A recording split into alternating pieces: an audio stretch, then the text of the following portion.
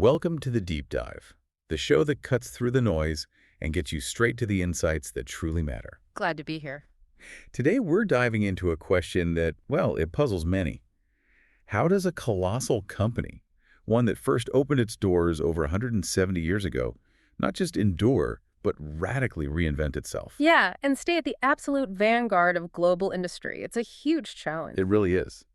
It's certainly not by clinging to the past.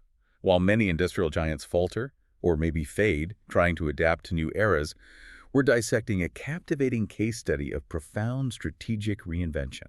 Indeed, it's a truly remarkable story of corporate evolution. I mean, most companies with such deep historical roots are, frankly, fortunate to still maintain relevance, Right. let alone lead in emerging high-growth technological fields. What we're witnessing with Siemens is, well, it's almost a masterclass in shedding legacy to embrace the future. Absolutely. So our mission today is to unpack the journey of Siemens Aktiengesellschaft, or Siemens AG, a company that has strategically reshaped its very DNA, transforming from a sprawling, traditional industrial conglomerate into a sharply focused technology enterprise. And this isn't just some minor operational tweak we're talking about. No, not at all. It's a full-blown strategic pivot towards the defining megatrends of our time: digitalization, automation, and sustainability. And for a company of its sheer size and heritage that demands extraordinary courage, foresight, and really disciplined execution. You said it. What's truly fascinating here is the sheer audacity and scale of the change. It really is. We're talking about a company that built the infrastructure of the industrial age, from the first electric streetlights to early power plants. Literally foundational stuff. Exactly. And now they're actively moving into software, AI-driven automation, smart infrastructure, essentially redefining what it means to be an industrial leader in the 21st century. It's a calculated bet, isn't it, that the future value lies less in the physical asset itself. And more in the digital intelligence that designs, operates, and optimizes it. Yeah. And for you, our listener, whether you're prepping for a crucial meeting about industrial trends, maybe catching up on market shifts, or just intensely curious about how Titans transform this deep dive, is your shortcut. We hope so. We'll offer a clear, detailed path to understanding this complex metamorphosis. We want to give you critical insights, surprising facts, and maybe those aha moments that make dense topics stick. We'll explore the strategic how-to, what's driving their success now, and importantly, the significant challenges that still keep this industrial giant on its toes. Definitely. We'll pull back the curtain on the key strategic decisions that have really propelled this shift. And critically, the implications. For both Siemens' competitive landscape and its long-term financial outlook, it's a story of both risk and, well, immense potential. Precisely. So what exactly will we cover in this deep dive? We'll begin by painting a picture of the old Siemens, then trace its strategic transformation through some pretty significant divestitures and bold software acquisitions. And then we'll look at the new Siemens. Yeah, detailing its core business segments today and the innovative digital platforms that are basically its new competitive moat. We'll navigate the complex competitive landscapes these segments operate in. Delve into Siemens' financial fortitude, their capital allocation strategies. And critically weigh the headwinds and opportunities that shape its future. It's not all smooth sailing. Not at all. And finally, we'll present a compelling bull versus bear case for this evolving industrial powerhouse. Sound good? Let's do it. So let's cast our minds back and unpack this incredible journey of reinvention, beginning with where Siemens used to be. The before picture. Exactly. For well over a century, Siemens was truly the epitome of what many would describe as a traditional, sprawling industrial conglomerate. That phrase really captures it. When you thought of Siemens, you literally thought of, well, almost everything industrial, right? Pretty much. From telegraph lines way back in the 1800s. Right. To light bulbs, washing machines, massive power plants, even medical spanners. They literally powered and equipped the Industrial Revolution itself and, much of the 20th century. A true giant. That's an accurate depiction. Yeah. Imagine a company that was kind of a jack of all trades across the entire industrial world. Their portfolio was incredibly vast and diverse, spanning myriad industrial sectors. And for a long time, that diversification was seen as a strength, wasn't it? Oh, absolutely. A colossal strength. It provided stability across economic cycles. If one sector was down, another might be up. I bet. But as global markets accelerated and specialization became more important, this vastness also began to mean immense complexity. Slower slower decision-making. Exactly. Slower decision-making, and sometimes just a lack of the sharp focus needed to truly lead in rapidly evolving technological niches. You can't be best at everything. A colossal company with its fingers in countless pies indeed. Mhm. But then, as we move further into the 21st century, something decisively shifted. Yeah, the landscape changed. And a powerful catalyst for change emerged, embodied in a strategic program dubbed Vision 2020 Plus Guide. Ah, yes, Vision 2020 Plus Cut. This wasn't some minor internal directive. It was the audacious roadmap that truly ignited this fundamental transformation, championed initially by former CEO Joe Keyser. And expertly continued by the current CEO, Roland Bush. That continuity is important. Very. The timing and scope of Vision 2020 Plus are critically important here. This wasn't merely about optimizing existing operations or, divesting a few underperforming units. They went much deeper. Much deeper. It was a fundamental, almost existential decision to simplify and focus. Simplify and focus. With an explicit and, frankly, visionary goal to truly combine the real and digital worlds. Okay, what does that mean in practice? It meant a deliberate and aggressive move to sharpen its focus on markets with strong secular growth drivers. Think long-term trends like digitalization, automation, sustainable energy. Trends that are reshaping everything. Exactly. The strategy aimed to significantly reduce its exposure to the inherent cyclicality in heavy industry and, crucially, dramatically increase the proportion of high-margin recurring revenue that comes from software and services. Ah, the magic words, recurring revenue. Always. It was a complete reorientation of the company's core identity and its revenue model, a massive shift. So it wasn't just about streamlining operations. It was about pivoting forcefully towards the future, actively chasing those long-term high-growth trends rather than just reacting. Absolutely. Proactive, not reactive. And they did this with some truly aggressive portfolio transformation, demonstrating they weren't afraid to shed some of those legacy assets. Even very large, historically significant ones. That had defined them for so long, even if they were still profitable on paper. Absolutely. One of the most significant and defining divestitures was the 2020 spin-off of their massive power and gas business into the separately listed Siemens Energy AG. A huge move. Huge. This move effectively removed a highly cyclical and capital-intensive segment from Siemens' direct operational control. De-risking the main company. Instantly de-risking Siemens AG's balance sheet and freeing up management focus. However, it wasn't quite a clean break. Okay. Siemens still retains a significant stake, roughly 25%, in Siemens Energy, and what's been a persistent source of, negative financial impact. It seems Gamesa issues. Exactly, resulting in billions of euros in losses stemming from deep operational and quality problems at Siemens Energy's wind turbine subsidiary, Siemens Gamesa.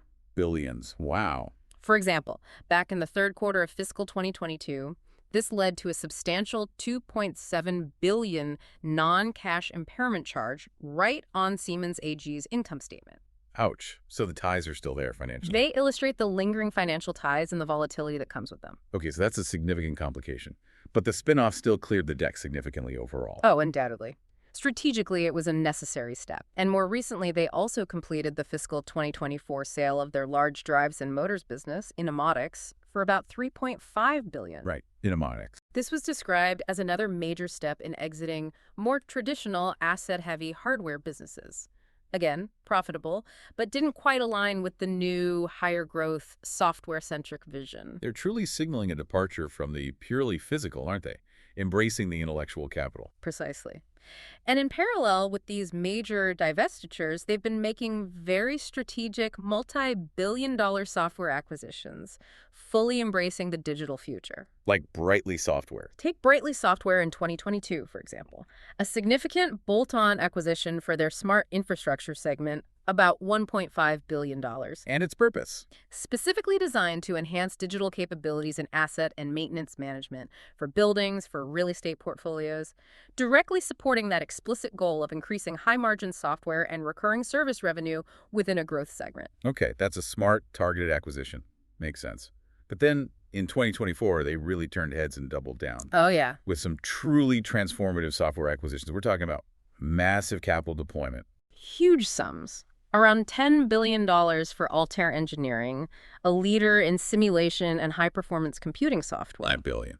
And another, $5.1 billion for Dotmatics, which focuses on R&D software and the life sciences and chemical industries. These weren't small bolt-ons. These were industry-shaking moves. Definitely not bolt-ons. And here's where it gets really interesting for you, our listener, and where the aha moment truly lands. Okay. This dual action, divesting major hardware units like Innomotics, while simultaneously making these multi-billion-dollar investments in high-end software firms like Altair and Dotmatics, it signals an unwavering commitment to becoming a technology-first company. Technology first, not just tech-enabled. Exactly. This isn't just a tweak to their business model. It fundamentally alters Siemens' risk profile. It pushes it into direct competition with pure-play software giants. But with an advantage. But with the distinct advantage of deep industrial domain expertise, decades of it. It's a calculated bet that the future value in industry lies less in the physical asset itself and more in the digital intelligence that designs, operates, and optimizes it. Moving from making things to making things smart. And owning the smarts. And owning the smarts. This is a high-stakes gamble, no doubt, but with the promise of significantly higher long-term growth rates and more predictable recurring revenues from software subscriptions. So they're consciously transforming their very DNA, moving from a manufacturing behemoth to a digital innovator. An unprecedented shift in identity, market positioning, and ultimately their source of competitive advantage. It's fascinating to watch. Now that we've seen the before and meticulously traced the strategic pivot, let's look at the new Siemens. How is this reinvented giant structured? Okay. What are its core industrial business segments today, and how do they fit into this digital-first vision? Right. If we look at their operational structure as of, say, fiscal year 2024, they've consolidated around 4 primary industrial business segments. Plus, you've got Siemens Healthineers, which is separate but consolidated, and a captive finance arm. Okay, the 4 core industrial ones. The real core, what they often refer to as their technological heart and primary profitability engine, is digital industries, or DI. Digital industries, DI. This certainly sounds like where much of that software magic happens. What exactly does this segment do for its customers? So DI provides a really comprehensive portfolio. It spans both industrial automation hardware and a vast industrial software business. Hardware and software working together. Exactly. On the hardware side, it's all about advanced automation products like programmable logic controllers, PLCs. You hear about human-machine interfaces, control systems, often unified through its totally integrated automation platform, or TIA. TIA. Allowing seamless communication. Pretty much. Seamless communication and control across factory floors. But crucially, DI also offers a vast suite of industrial software. Product Lifecycle Management, PLM. Which manages a product cradled to grave. Right, from concept to end of life. Then Manufacturing Execution Systems, MES, which optimize production processes on the factory floor. And Electronic Design Automation, EDA, essential for designing integrated circuits and electronic systems. Wow, that's a broad software suite. It is. This is where the physical machines meet the digital intelligence that makes them smart, efficient, and connected. So it's not just software, but also the sophisticated hardware that the software controls. An integrated solution. That's the key differentiator, a truly integrated solution, which is what industrial customers often need. Makes perfect sense. Yeah. But what's the current reality for DI? We heard about some headwinds earlier. It's not all roses right now. No, definitely not. While DI has historically been the group's highest margin segment, the real profit driver, its automation business, is currently navigating a significant cyclical downturn. Okay, a downturn. Why? It's particularly pronounced in its short-cycle businesses. Those are the components and systems immediately impacted by economic shifts and customer investment decisions. Things bought more frequently. Exactly. And this downturn is being exacerbated by a slower than anticipated global economic recovery, persistent customer destocking. That inventory issue we mentioned. Right, where businesses draw down existing inventories rather than placing new orders, and specific regional challenges, especially in crucial markets like China. So they're definitely feeling some pressure there in their most profitable segment historically. They are. It highlights the cyclical nature that still exists, even with the software pivot. But I imagine those recent massive software acquisitions like Altair and Dotmatics are specifically bolstering this segment for the long term, right? Absolutely. That's the strategic play. Especially with the focus on things like digital twins in areas like product lifecycle management. Precisely. Those multi-billion-dollar software acquisitions, like Altair, are directly aimed at strengthening DI's long-term software capabilities, pivoting it further towards more resilient recurring revenue streams. Tell me more about the digital twin aspect. That seems key. Think of the profound power of digital twins here. Imagine simulating an entire factory or a complex product like a jet engine or even a city's energy grid virtually. Before building anything physically. Before a single piece of physical hardware is installed, you can predict maintenance needs, optimize performance, test upgrades, all without ever disrupting real-world operations. That's incredibly powerful. Altair's simulation expertise deeply enhances Siemens' ability to offer this. It positions DI as the architect of this simulated industrial future, even as the short-term hardware cycle faces headwinds. So it reduces reliance on hardware cycles. And enhances future service and subscription revenue. It's a long-term strategic enhancement. Got it. Moving on, what about smart infrastructure, or SI? This sounds like it's tackling some incredibly important large-scale global issues. Absolutely. SI is strategically positioned right at the nexus of the global trends of electrification and sustainability, trends fundamental to the energy transition. So what does it offer? This segment offers a comprehensive suite of products and services for electrical power distribution, everything from switchgear to transformers, advanced building technologies, including HVAC, fire safety, security systems, and critical grid solutions for modernizing energy infrastructure. And what are the market tailwinds pushing this segment forward? This sounds like a segment with incredible momentum. It truly is. This segment is propelled by three powerful and accelerating megatrends. Okay, what are they? First, the global energy transition, which demands massive investment in grid modernization to integrate renewable energy sources and ensure stability. Huge infrastructure spending needed there. Massive. Second, the explosive growth of digitalization, which is driving unprecedented demand for reliable, efficient power for hyperscale and edge data centers worldwide. Data centers are everywhere now. And they consume enormous amounts of power.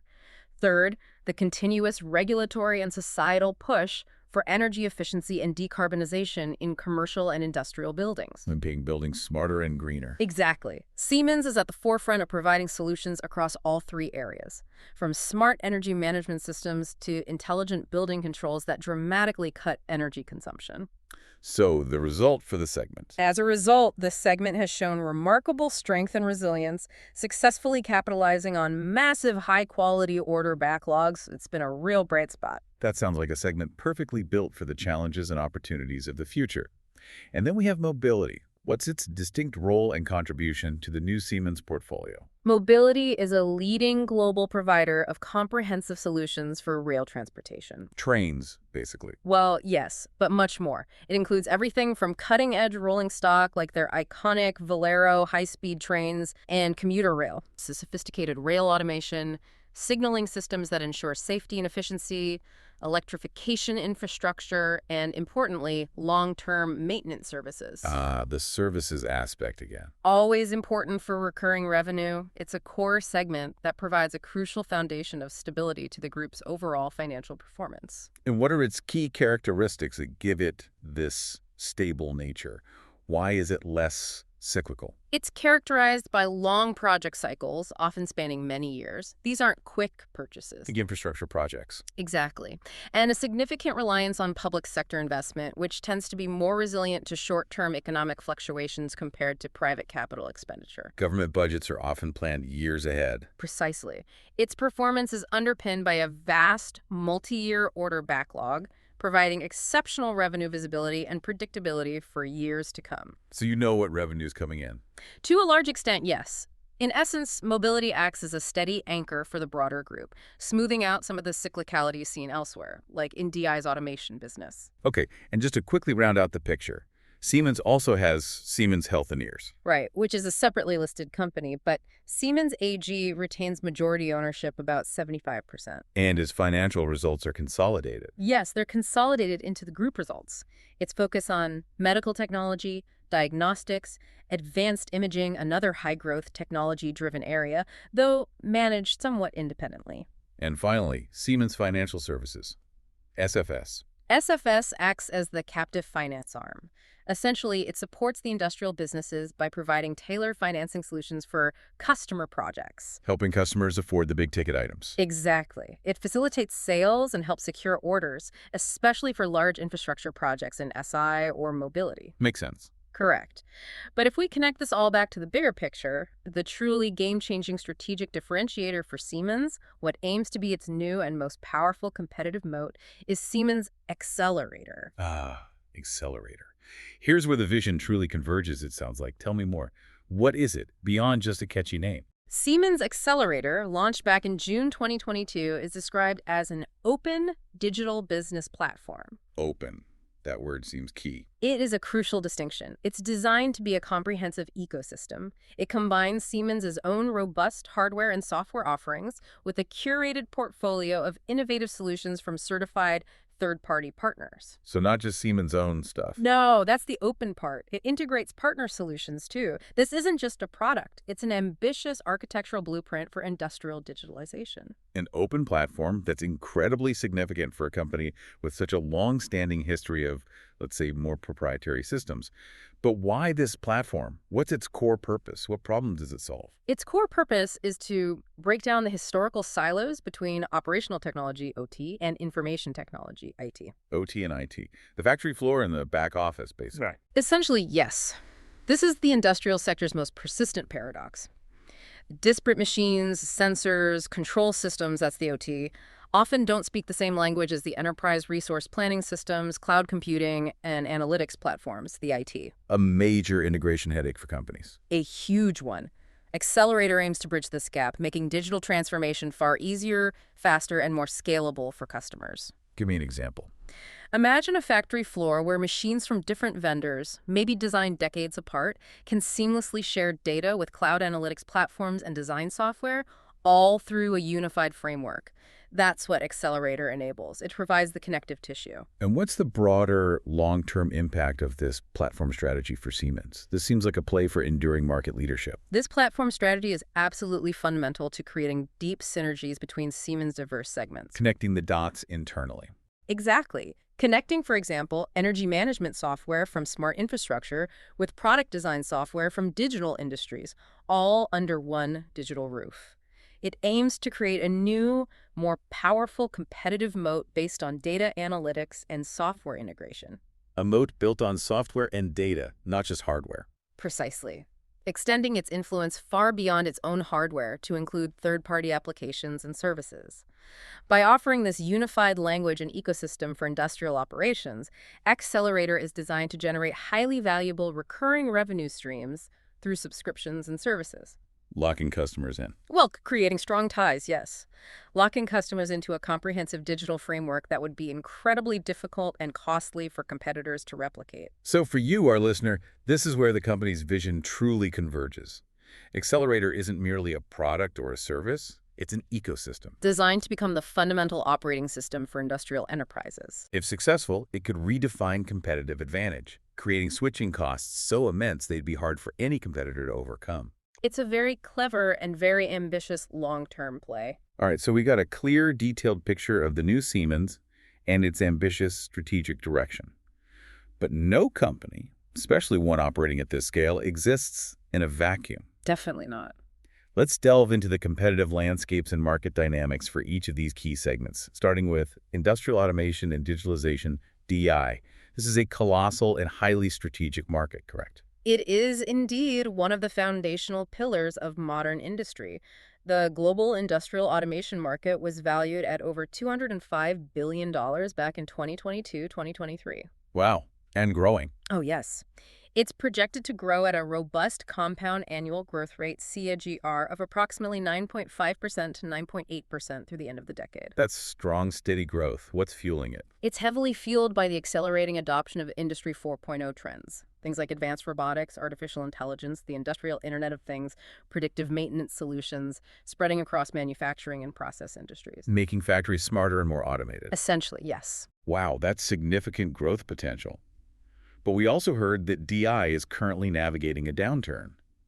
What's the cyclical challenge here, and why is it so impactful? Right. This market is unfortunately subject to significant cyclicality. It ebbs and flows with the broader economy and investment cycles. And we're in an ebb right now. The 2023-2024 period has seen a pronounced downturn, largely a direct consequence of widespread customer destocking. That inventory issue again. Can you explain that phenomenon more? Yeah, it occurred after companies engaged in highly proactive purchasing of components and automation equipment back in 2021, 2022. They were trying to secure supply amidst those pandemic-induced shortages. Panic buying almost. A bit like that on an industrial scale. This led to a massive buildup of inventory. Then, as supply chains normalized in 2023, those customers abruptly curtailed new orders to work down these excess inventories. Leading to a sharp drop in orders for Siemens. Exactly. A sharp decline in order intake. And this effect has been particularly acute in China, which is a key end market for industrial automation and has seen a slower than expected post-COVID recovery. So a classic inventory correction playing out on a global scale, hitting a key market particularly hard. But despite that, Siemens still holds a very strong position, doesn't it?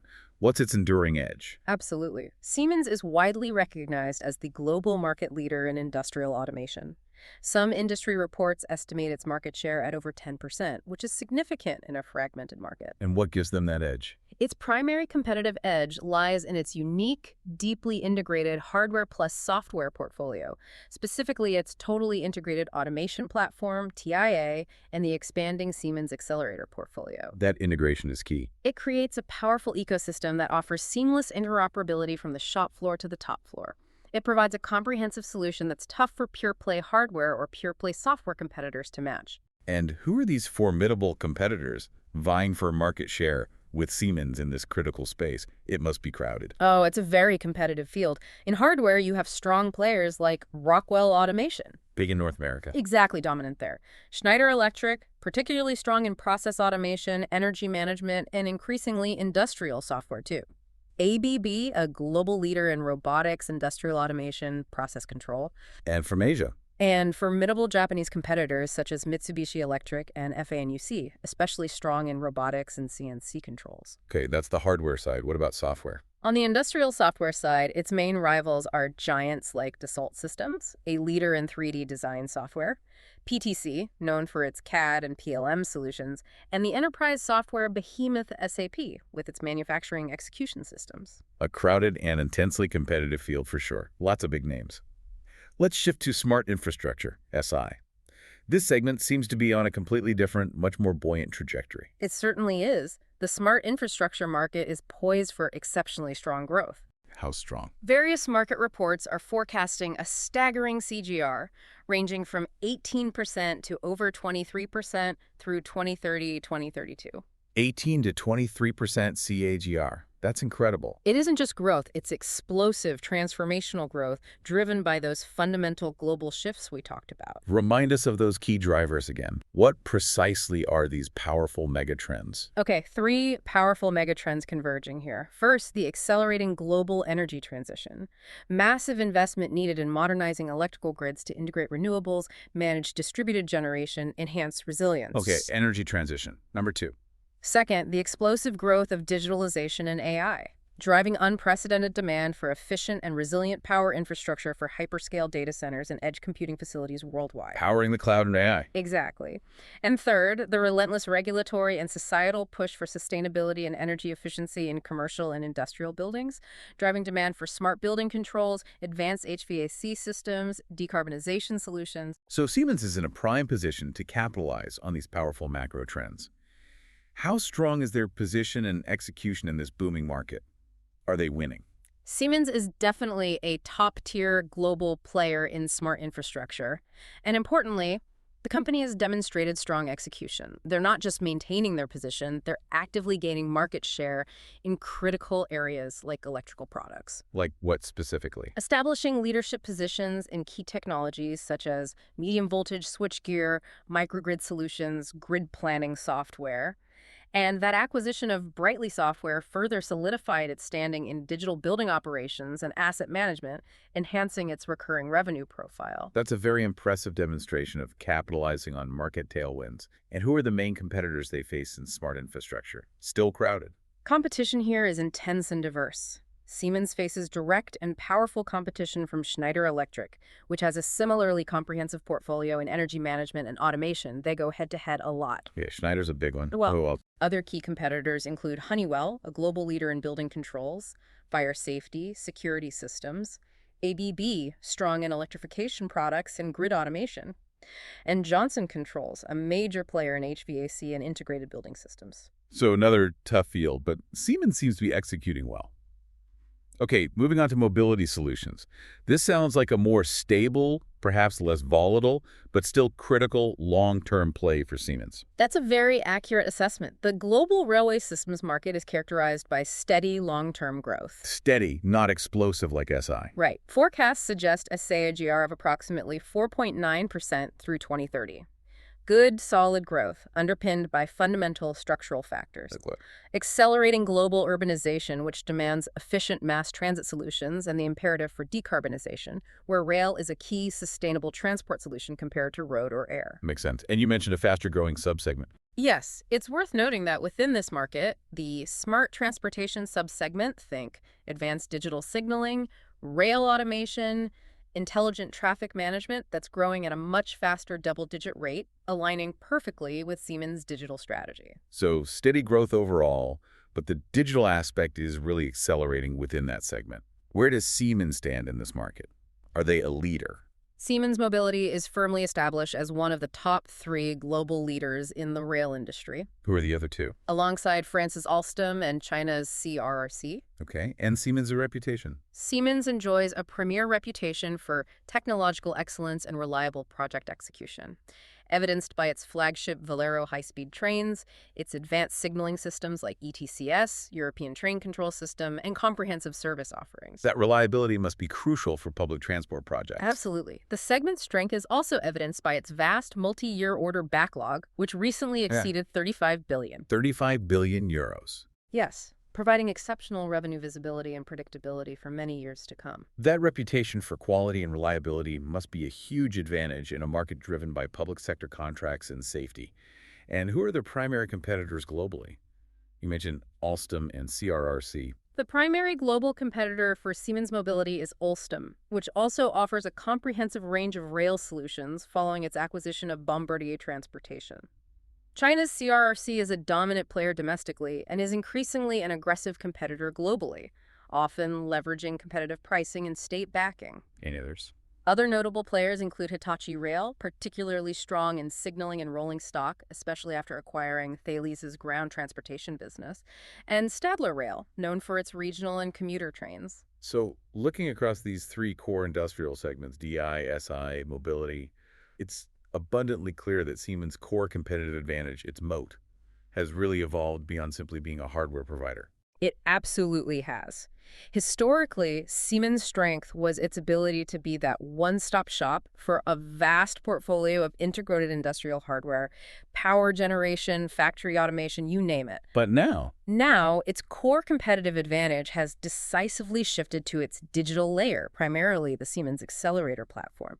This shift is profound. meaning It means their competitive edge is less about the discrete physical products themselves and more about how they connect those products, optimize them, and generate valuable insights from the data they produce. And what's the future impact of this evolving moat? How does Accelerator specifically reinforce and expand that advantage? This platform strategy aims to create a new, more powerful competitive moat based on data, analytics, and software integration. And crucially, extending its influence beyond just Siemens' own hardware to include that vast ecosystem of third-party applications. Becoming the central hub. Exactly. By providing this open yet deeply integrated digital framework, Siemens seeks to become the central nervous system for its customers' industrial operations. And if they pull it off. If this ecosystem approach gains widespread adoption, it could effectively lock customers into Siemens' digital framework, making it incredibly costly and disruptive to switch providers. Generating those sticky recurring revenues. Precisely. Highly valuable recurring revenue streams from software subscriptions and services, solidifying its leadership for the next industrial era by making Siemens an indispensable partner for digital transformation. Let's talk money, because this strategic transformation of Siemens AG hasn't just been about products and platforms. It's deeply and tangibly reflected in their financial fortitude and capital allocation. Absolutely. The numbers tell a story, too. We heard earlier about a bifurcated narrative in their segmental financial performance between fiscal years 2020 and 2024. What exactly does that mean when we look at the numbers? Can you break that down? Yeah, bifurcated just means we're observing very distinct and sometimes contrasting stories playing out in their key industrial segments. Let's start with digital industries. DI again. The profit engine, historically. Historically, yes. This has been Siemens' highest margin segment, the profit powerhouse. For instance, in fiscal year 2023, it hit a peak adjusted EBITDA margin of an impressive 22.6%. Very high for an industrial business. 22.6%. Impressive. But reflecting that automation downturn we just discussed, we've seen noticeable volatility and a significant contraction in its margin down to 16.5% in fiscal year 2024. That's a big drop. It is. It highlights its sensitivity to cyclical economic forces and that customer destocking issue. High highs, but also vulnerability to downturns. So DI is a high reward, but also high volatility segment, prone to market shifts. What about smart infrastructure, SI? How does its financial story compare over the same period? SI presents a stark contrast to DI during this period. It has been a model of consistent improvement, demonstrating impressive resilience and steady growth. Consistent improvement. How so? We've seen its adjusted EBITDA margin expand significantly and consistently, from 9.1% back in fiscal year 2020 to a robust 16.4% in fiscal year 2024. Almost catching up to the current DI margin level, but on a much steadier upward path. Wow, that's a huge improvement in profitability. What about revenue? Revenue also saw consistent growth, from about $15.0 billion in FY 2020 to $17.5 billion in FY 2023, and projected around $18.2 billion in FY 2024. This consistent growth is driven by that robust demand in electrification, energy efficiency, building products. Data centers, grid modernization. Exactly, directly benefiting from those powerful megatrends we discussed. It's really firing on all cylinders. That's incredibly impressive, a really consistent climb both in revenue and profitability. And then mobility. What kind of financial foundation does it consistently provide to the group? The stable anchor. Mobility provides that crucial foundation of stability to the group's financial performance, due to its long-cycle projects, often with public funding, and its massive order backlog. That $35 billion backlog. Right. It delivers consistent high single-digit adjusted EBITDA margins, typically hovering around 8.5% to 9.5%. For example, it was 9.2% in FY 2020, 8.5% in FY 2023, and 8.8% in FY 2024. Very steady. Reliable, if not spectacular margin. Exactly. And that substantial multi-year backlog means strong revenue visibility for years to come, which serves to smooth out the overall group performance and provides a reliable base, offsetting some volatility elsewhere. So a mixed but understandable financial picture across the segments, with clear trends emerging from the strategic shifts. Beyond segment performance, what about Siemens' overall cash generation? That's consistently cited as a huge point of strength, isn't it? Absolutely. Exceptional free cash flow generation is consistently highlighted by management and analysts as a core pillar of the investment case for Siemens. How exceptional. The company generated a record $10.0 billion in free cash flow in fiscal year 2023 alone. 10 billion euros. That's serious cash. It is. This robust and consistent cash generation underpins everything else they do strategically, from M&A to shareholder returns to debt management. Cash is king. Here's where it gets really interesting, especially from a strategic management perspective. I remember hearing about how management made a very deliberate strategic decision during the post-pandemic supply chain crisis to proactively build up inventories. Yes, that was a key decision point. What was the impact of that? And why was it considered a smart move despite the immediate financial implications on cash flow? That was indeed a very smart and disciplined move, in hindsight. While building up inventories temporarily suppressed free cash flow because it ties up working capital, it was a proactive decision. Why do it then? To ensure product availability for customers amidst those unprecedented global supply chain disruptions.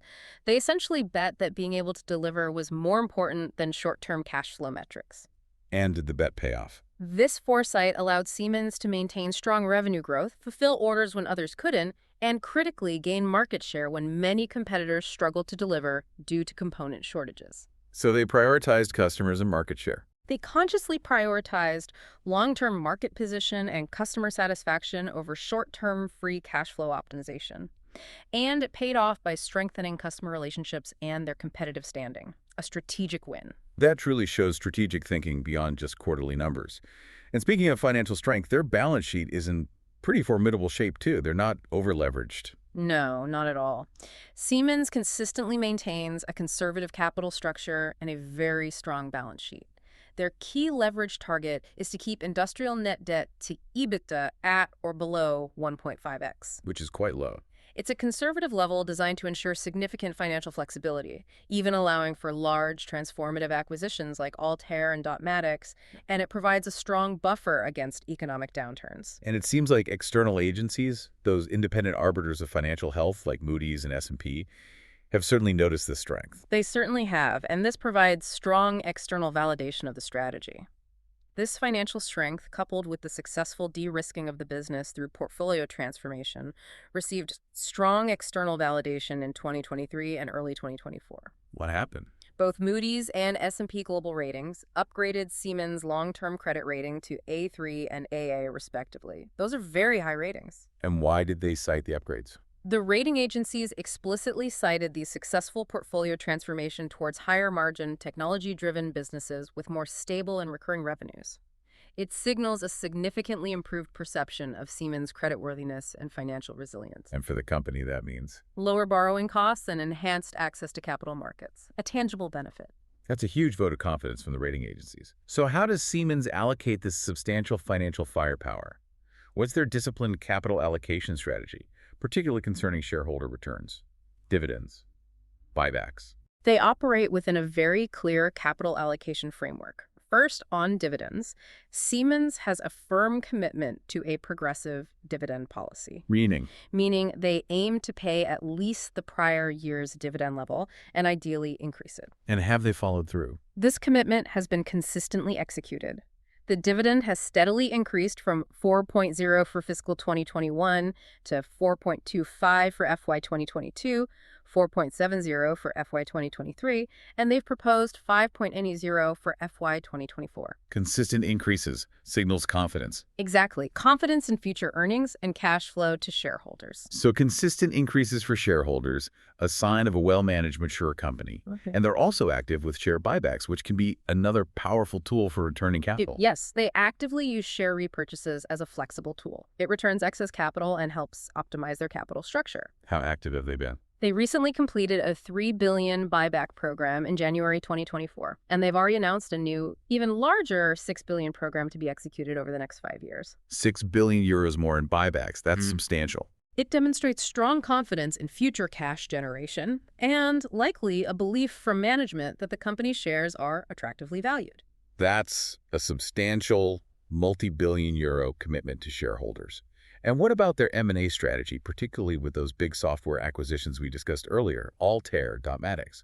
How do those fit into the capital allocation puzzle? Where does M&A rank? The primary use of strategic capital beyond shareholder returns and internal investment has been for that inorganic growth, targeting high-growth software and technology sectors. Like Altair and Dotmatics. Exactly. Those were funded by a combination of Siemens' robust cash on hand and carefully managed debt. And importantly, proceeds from divestitures like Innomotics helped to replenish the balance sheet, funding the transformation. So sell old assets, buy new ones, return cash to shareholders. It shows a clear strategic prioritization. Deploy capital to transform the business first, then return excess capital to shareholders. Okay, so here's a thought for you, our listener, regarding this complex financial picture. There's the potential tension here, isn't there? What do you mean? The company is pursuing an aggressive, capital-intensive M&A strategy to pivot towards technology. At the same time, they're committing to large-scale shareholder returns through progressive dividends and significant share buybacks. And they're striving to maintain a conservative financial policy with low leverage. That is the balancing act, yes. It's a tricky balancing act that requires incredibly disciplined management and continuous strong cash flow generation. This raises an important question for long-term observers. Can they truly sustain all three simultaneously, especially under potential future economic pressures? What happens if a cyclical downturn in DI is prolonged, or if another segment slows? Where do the priorities lie then? It's a core element of their ongoing strategic execution, and certainly a key focus for investors monitoring the story. Every company, even one undergoing such a profound transformation as Siemens, faces inherent headwinds and dynamic opportunities. Let's look at what's been keeping Siemens on its toes, focusing specifically on the challenging period between 2022 and 2024. Right, the recent bumps in the road. One of the biggest and most pervasive challenges has been the automation destocking cycle. We've touched on it, but what exactly happened there and why has its impact been so significant, especially for DI? Yeah, this was a widespread and rather painful phenomenon across the industrial sector, not just for Siemens. Back in 2021 and 2022, as global supply chains seized up during the pandemic, Unprecedented disruption. customers engaged in highly proactive purchasing of automation components and equipment. They were desperate to secure critical parts amidst fears of shortages. This led to a massive buildup of inventory, not just at Siemens, but throughout the entire value chain, distributors, integrators, and customers. Everyone was holding extra stock. So the whole system was bloated with inventory. Exactly. Then, as supply chains gradually normalized in 2023, those customers abruptly curtailed new orders. They needed to work down these now excessive inventories. Which meant orders dried up for Siemens. It led to a sharp and sudden decline in order intake for Siemens' high-margin automation business within digital industries, a dramatic swing from boom to bust in orders. And how has the recovery from this inventory correction unfolded? Has it been quick or more protracted? Unfortunately, the recovery in demand has been more sluggish than initially expected, particularly in crucial markets like China and parts of Europe. Meaning it's led to a more prolonged impact than many forecasts initially predicted. This extends the period of lower order intake and reduced revenue visibility for the DI segment, impacting their near-term earnings. Speaking of China, what's been happening with market dynamics there? It sounds like it's been a significant and multifaceted hurdle for Siemens. China has indeed emerged as a primary headwind for Siemens. It impacts multiple segments, but especially digital industries, which has significant exposure there. Why has it been such a headwind? Well, first, the post-COVID recovery in its industrial sector has been significantly slower than anticipated, defying earlier hopes for a quick, strong rebound. Okay, slow economic recovery. What else? This has been compounded by that prolonged destocking cycle among Chinese customers and distributors, exacerbating the global downturn for automation. Furthermore, Siemens is facing rising local competition. From Chinese companies? Yes, from agile, often state-backed Chinese automation and software providers who are increasingly technologically sophisticated and often compete aggressively on price. A tougher competitive landscape. Definitely. And critically, you have the overlay of geopolitical tensions between China and Western economies. This adds layers of risk regarding tariffs, market access restrictions, data sovereignty concerns, making the operating environment significantly more complex and uncertain for a multinational like Siemens. So it's not just economic, it's also a complex interplay of market cycles, local competition, and geopolitics. A really challenging mix. What about broader supply chain disruptions and inflation? Are those still lingering issues for the company?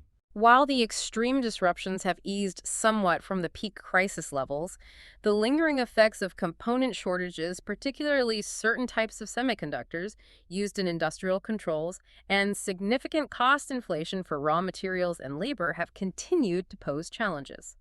So costs are still up. Yes, input costs remain elevated compared to pre-pandemic levels. Siemens' management has responded proactively, though. How? By implementing pricing actions, raising their own prices where possible to offset increased input costs, alongside aggressive internal productivity measures and careful cost management across its operations. Trying to protect margins. The goal has been to achieve a net positive economic equation, where price increases and internal efficiencies more than cover the inflation hitting their costs. They've had some success, but it's an ongoing battle. Okay, that sounds like Spartan proactive management to protect margins. But let's not forget the elephant in the room that we mentioned earlier, the Siemens Energy stake. How much of a persistent issue has that been financially? Indeed. Despite this strategic spinoff, Siemens Energy has been a persistent source of negative financial impact for Siemens AG. Because of the Gamesa problems. Primarily, yes. The deep operational and quality problems, particularly at Siemens Gamesa, Siemens Energy's wind turbine subsidiary, have resulted in billions of euros in losses for Siemens Energy, massive write-downs and operational costs. And how does that hurt Siemens AG? Because Siemens AG still holds approximately 25% of Siemens Energy and consolidates it using equity method accounting, a significant portion of these losses flows directly through to Siemens AG's income statement, Hitting their bottom line. directly impacting its reported net income and earnings per share. Remember that 2.7 billion non-cash impairment charge in fiscal 2022? That was a direct consequence. So it's a real drag. Even as Siemens AG seeks to reduce its stake further over time, the remaining holding continues to introduce unwelcome volatility to its financial results and presents a bit of a reputational overhang. It complicates the clean transformation story. That's clearly a significant drag on their numbers, even with the best intentions for separation. But let's look at the flip side of the coin. How does the regulatory environment, which often brings compliance challenges and costs, also strategically create powerful opportunities for Siemens? This is a crucial area where Siemens can and does turn compliance into competitive advantage. It's quite clever. How so? Let's start with industrial regulations. Okay. In Europe, for example, the new EU Machinery Regulation 2023-1230 becomes effective in 2027. It introduces much stricter requirements. Stricter how? It includes mandatory third-party safety assessments for high-risk equipment utilizing artificial intelligence and enhanced cybersecurity requirements for connected devices, things that weren't mandatory before. And in North America. In North America, Siemens products must adhere to stringent safety standards from organizations like OSHA and ANSI, such as the ANSI B11 series for machine safety. These standards are also constantly evolving. So definitely more hoops to jump through and higher compliance costs for all manufacturers using or making this equipment. But where's the opportunity for Siemens in these tighter rules? While these regulations undeniably increase compliance costs for all manufacturers, they simultaneously create a market for the advanced, safe, and secure automation solutions in which Siemens specializes. Because Siemens already builds that stuff. Exactly. Companies that can offer integrated hardware and software with built-in, verifiable cybersecurity and AI safety features like Siemens, which invests heavily in this, gain a significant competitive edge. They are uniquely positioned to offer solutions that meet these new, higher standards. Turning a regulatory burden into a business driver. Precisely. It becomes a differentiator against competitors who might struggle to meet the new requirements quickly or cost-effectively. That's clever, effectively turning regulation into a forced market for their advanced solutions. What about environmental regulations and carbon pricing? How do those play into Siemens' strategy? This seems like a big one for SI. Environmental regulations are another powerful tailwind, especially for smart infrastructure and parts of DI. Take the European Union's emissions trading system, the EU ETS, for instance. The carbon market. Right. This system places a direct escalating cost on carbon emissions for industrial facilities and power plants across Europe. It makes emitting CO2 expensive, creating a strong incentive to reduce emissions. A powerful economic incentive for Siemens customers to invest heavily in decarbonization and energy efficiency. For a company facing a carbon tax, reducing energy consumption directly impacts their bottom line. And how does Siemens capitalize on that imperative for its customers? What solutions do they sell? This directly drives demand for solutions across Siemens' smart infrastructure and digital industry segments. For example, in SI, they offer energy-efficient building controls, smart grid solutions for integrating renewable energy, electric vehicle charging infrastructure. Things that cut energy use or enable clean energy. Exactly. In DI, process optimization software, which can fine-tune industrial processes to reduce waste and energy consumption, becomes indispensable. These solutions help customers reduce their carbon footprint and their energy costs, addressing the regulatory push and providing tangible economic benefits. A win-win for the customer. And a win for Siemens sales. It's almost like a self-reinforcing cycle, where regulations accelerate the market for their sustainability solutions. Finally, cybersecurity requirements are becoming increasingly strict across all industries too, not just machinery. That absolutely are. In the U.S., for instance, the Cyber Incident Reporting for Critical Infrastructure Act of 2022, or SIRCIA, mandates that operators of critical infrastructure, think power grids, transportation systems, manufacturing facilities, report significant cyber incidents to the Cybersecurity and Infrastructure Security Agency, CISA. More reporting, more scrutiny. This regulatory trend elevates the importance of cybersecurity in product design and service delivery across the board. Companies simply cannot afford to have vulnerabilities in their industrial control systems, the OT systems. The risks are too high. And for Siemens, a company focused on industrial technology, OT specifically, how does this translate into an opportunity? This represents a clear and growing competitive advantage for Siemens. The company has invested heavily for years in baking advanced cybersecurity features into its industrial control systems, its automation platforms like TIA, and its digital offerings on Accelerator. Security built in, not bolted on. That's the goal. They provide end-to-end security, from the device level up to the cloud. This focus on security by design makes their offerings more attractive and compliant in an increasingly regulated and threat-laden environment. It enables them to differentiate themselves in a critical area where customer risk aversion is extremely high. Security is becoming a key purchasing criterion. Okay, we've covered an immense amount of ground today. From Siemens' radical reinvention, shedding legacy assets, to its sharpened focus on digital industries and smart infrastructure. We've explored its formidable financial strength and the intricate web of challenges like destocking in China and opportunities like regulation that it faces. It's been a detailed look. Now let's tie it all together with the core investment thesis, the bull versus bear case for Siemens AG. First, let's recap Siemens' sustainable competitive advantage as its moat in this transformed landscape. What really protects them? Siemens' enduring competitive advantage, its moat, is now built on a powerful, multifaceted foundation. First, it's their vast global installed base of hardware and software. All those factories running Siemens gear. Exactly. It creates significant switching costs. It's difficult and expensive to rip out core automation systems, and it creates a truly captive audience for recurring services and upgrades. Okay, installed base. What else? Second, they possess deep and specialized domain expertise across critical sectors: manufacturing, energy, transportation. This knowledge, accumulated over nearly 2 centuries, is hard to replicate quickly. They understand the industries they serve. And what would you say is the most critical aspect of their competitive moat for the future, especially as they lean so heavily into digitalization and accelerator? Most critically for its future success, I'd argue, it's their unique and difficult-to-replicate ability to integrate the real world of operational technology, OT, with the digital world of information technology, IT. Bridging that OT-IT gap. Yes. This profound integration, which is essentially the core promise of the Siemens Accelerator platform, allows the company to offer holistic solutions that optimize entire value chains for its customers, not just discrete parts. Connecting machines, software, data seamlessly. Exactly. This capability is something pure-play hardware manufacturers or standalone software competitors really struggle to match. It's a powerful, integrated competitive advantage that delivers tangible operational benefits to customers: reduced downtime, optimized energy use, faster time to market. That truly sets them apart by bridging a gap that many others struggle with. So what about the long-term growth prospects for this transformed, digitally focused company? Where will growth come from? The company is now strategically aligned with some of the most powerful and multi-decade secular growth trends of the 21st century. The opportunities are significant. Where are they most promising?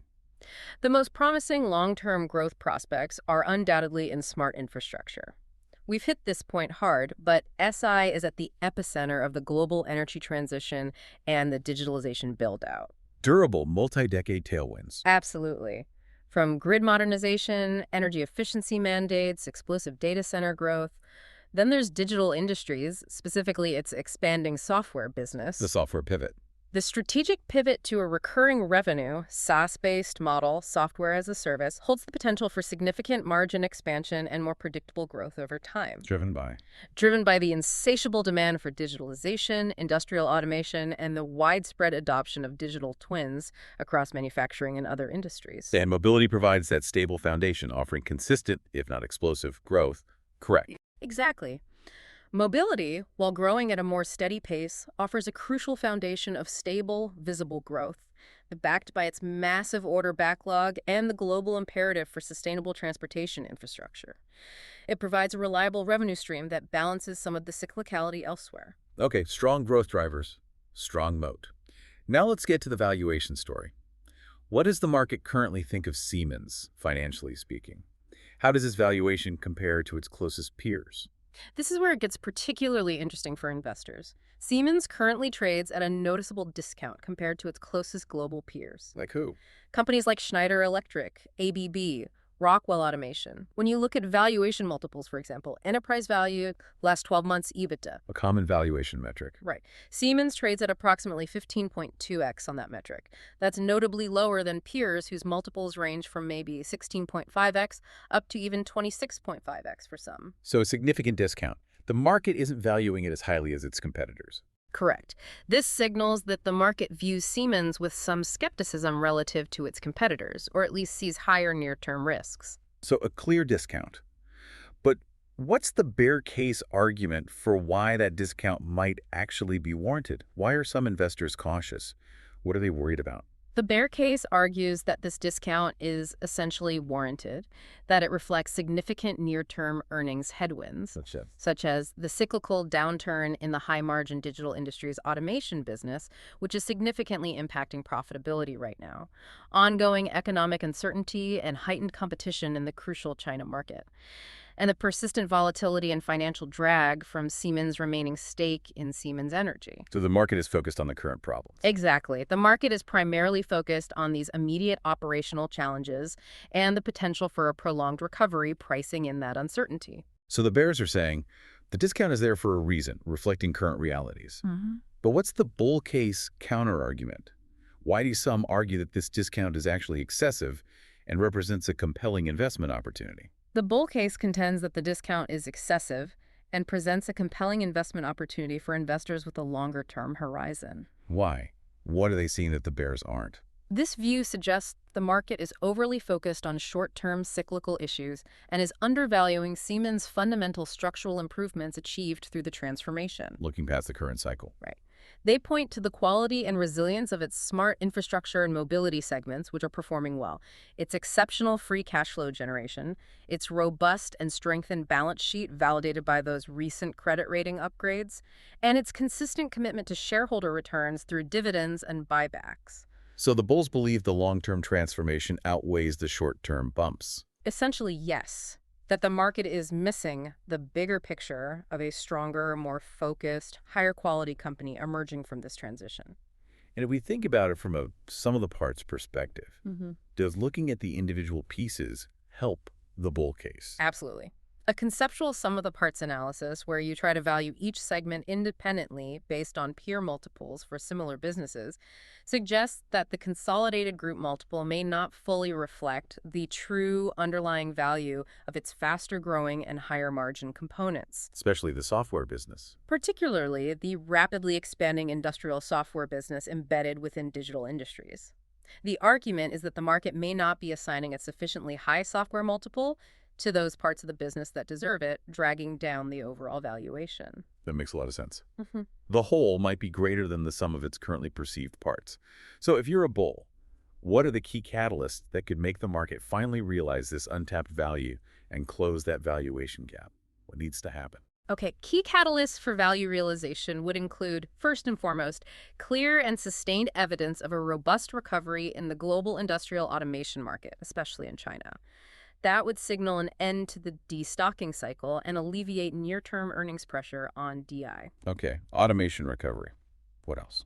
Second, positive updates on the successful integration of those large Altair and Dotmatics acquisitions, including demonstrable realization of the projected revenue and cost synergies, proof that the big M&A bets are paying off. Integration execution is key. Critical. And finally, the announcement of further large-scale, multi-billion-euro contracts in the smart infrastructure segment, maybe big data center wins or grid modernization projects or major orders in the mobility segments. These would visibly underscore the strength of their order books and future revenue streams in the growth areas. So good news on DI recovery, M&A integration, and big wins in SI or mobility.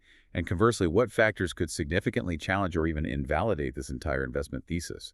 What are the biggest risks lurking out there that could derail the bull case? Several key risks. If we connect this to the bigger picture, the thesis could be invalidated by a deep and prolonged global recession that impacts even their currently resilient segments like smart infrastructure beyond current expectations. No business is truly recession-proof. Okay, a major recession. What else? Significant M&A missteps. If the integration of Altair or Dotmatics fails, leading to unexpected margin pressure, loss of key talent from the acquired companies, or substantial goodwill impairments on those multi-billion-dollar price tags, that would severely undermine their core transformation strategy. Execution risk on the big deals. Huge execution risk. Another critical risk is a major escalation of geopolitical conflicts, particularly involving key markets like China, which could impact supply chains, market access, or technology transfer in unpredictable ways. Geopolitical instability. A major wildcard.